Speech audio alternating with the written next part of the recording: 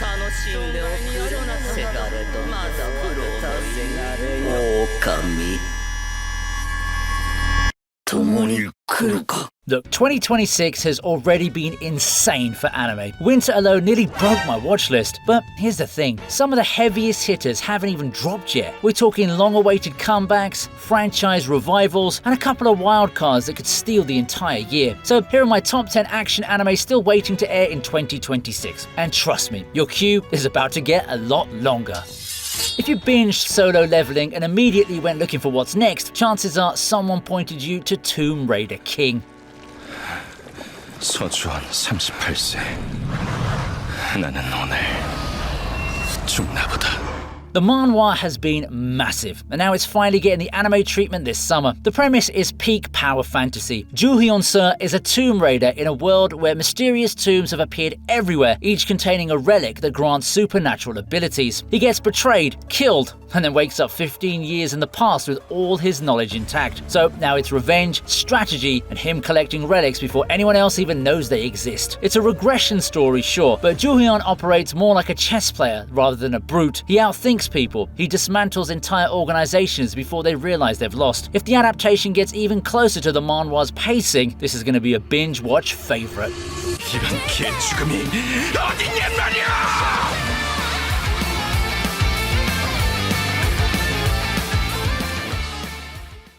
私を信じられるなら一緒に来い。ユーリ I'll be honest, this one caught me off guard. Red River is a shoujo manga from the mid-90s, 28 volumes, over 20 million copies sold, and it's only getting an anime in 2026. The story follows Yuri Suzuki, a modern Japanese girl who gets pulled through time to 1500 BC Anatolia, right into the heart of the Hittite Empire. She's supposed to be a blood sacrifice. Instead, she ends up entangled in palace politics, ancient warfare, and a romance with a Hittite prince. I'm excited for this purely because of the setting. We're talking chariot battles, empire-scale conflicts, and a protagonist who has to claw her way to survival in one of history's most brutal eras. If they get it right, this could be something really special. 一人の少女の物語。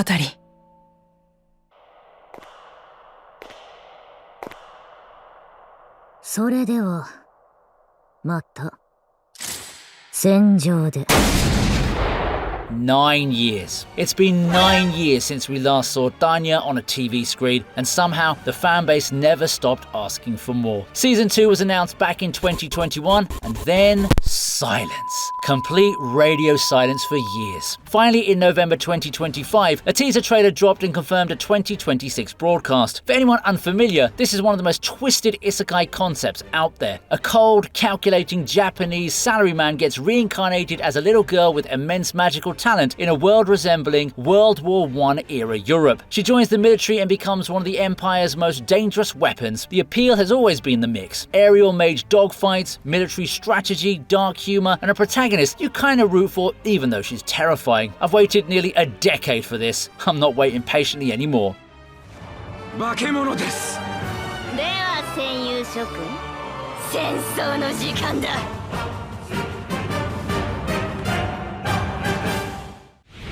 続けようぜビルス様。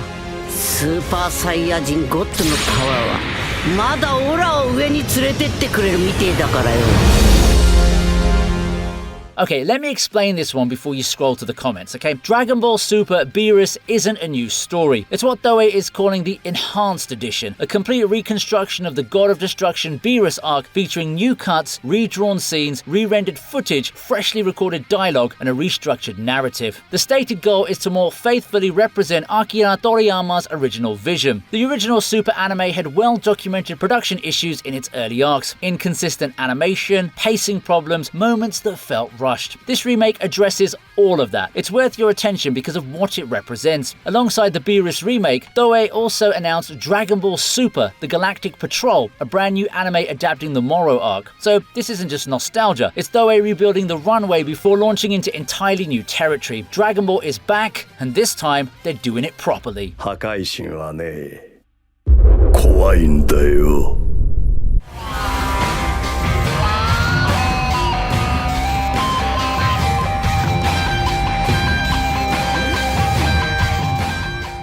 Every Every few years, Ghost in the Shell resurfaces, and every time, I hold my breath. This franchise has one of the most legendary legacies in anime. The 1990 film literally shaped The Matrix, so any new adaptation carries enormous weight. What we know so far then, Science Saru is handling animation, and early reports suggest this will be based on the original Masamune Shiro manga rather than the standalone complex continuity. That alone is actually interesting. The manga is weirder, denser, and more philosophical than what most people associate with the franchise. It's less polished noir and more chaotic cyberpunk with a sharp political edge. Science Saru is an inspired choice. This is the studio behind Devilman Crybaby and Dandadan, teams that understand visual experimentation. If they nail this, it could reintroduce Ghost in the Shell to an entirely new generation. If they don't, well, the franchise has survived worse.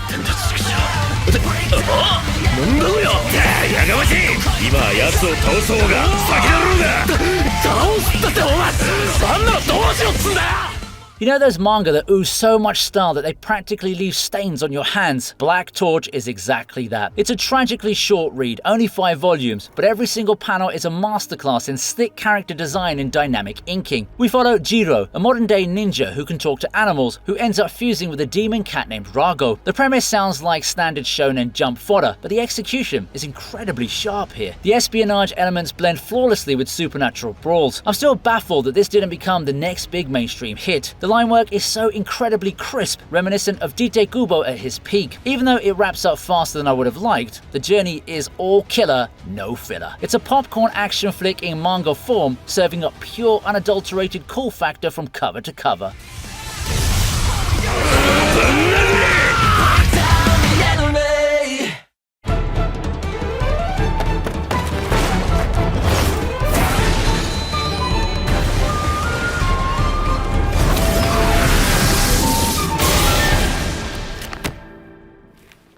I know Mushoku Tensei divides people, I know the discourse, but purely as a piece of animated storytelling, there's nothing else in the isekai genre operating at this level right now. Season 3 premieres in July, picking up from volume 14 of the light novels, and this is where the series shifts gears entirely. The school life arc is over. Rudius is a husband, a father, and now the story plunges into political intrigue, divine manipulation, and the long-awaited return of Eris Morias Greyrat, not as the hot-headed girl from season 1, but as a fully fledged sword king. The teaser visual alone tells you everything about how much she's changed. Light novel readers have been calling the upcoming arcs, particularly Turning Point 4, the best writing in the entire series. Studio Bind was literally created to adapt this story from beginning to end, and their animation has been consistently gorgeous. Whether you love or loathe the protagonist, the craft on display here is undeniable. This is going to dominate summer conversations.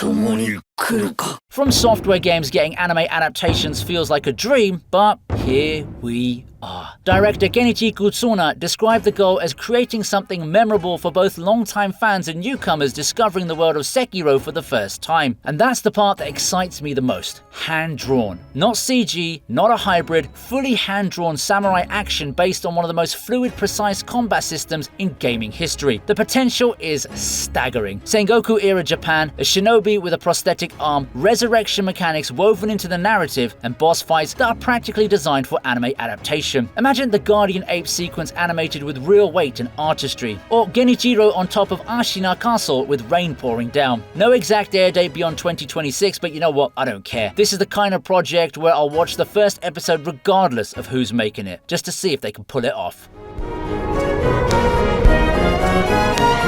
狼よ、我が血と共に生きてくれ。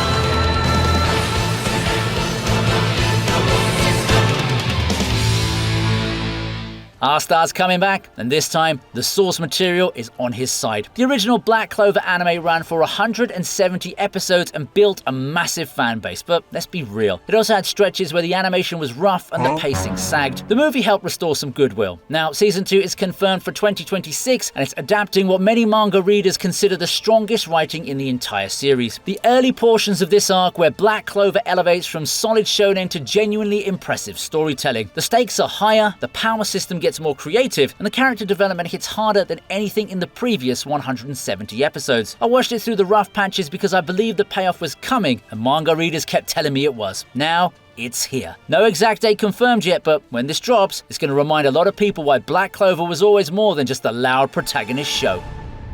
一緒に闇団長を迎えに行こう。限界を